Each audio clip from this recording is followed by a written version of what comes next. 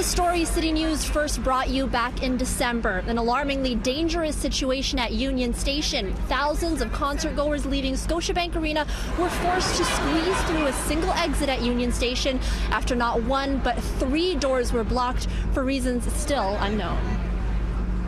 American TV Dad at Union Station, and that video was actually taken by our own City News manager Brendan O'Mahony on December 17th after a Mumford & Sons concert, and the exits on the far left there, those were the exits that were blocked off, and you can see just how busy it is on a regular day. Well, because of that video, Toronto Fire launched an investigation into the incident, and today they have laid fire code violation charges against both the City of Toronto and Bonfield Construction.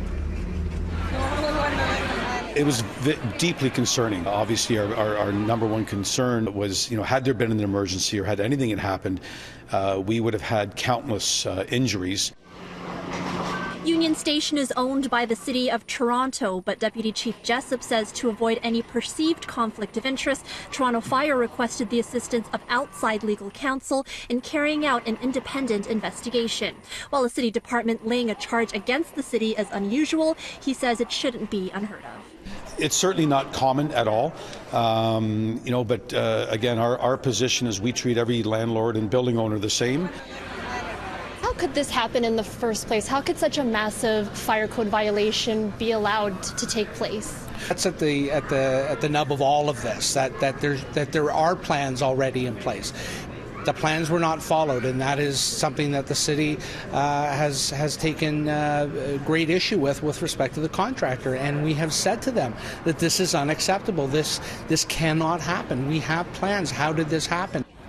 City spokesperson Brad Ross says according to the contractors, the doors were blocked because concrete was poured earlier in the day and the section was closed while the concrete was setting, but proper protocol wasn't followed. He says the exit should have been closed off altogether and foot traffic redirected. What occurred on the evening of December 17th should not have occurred, and so we have taken a number of steps to ensure that this doesn't happen again.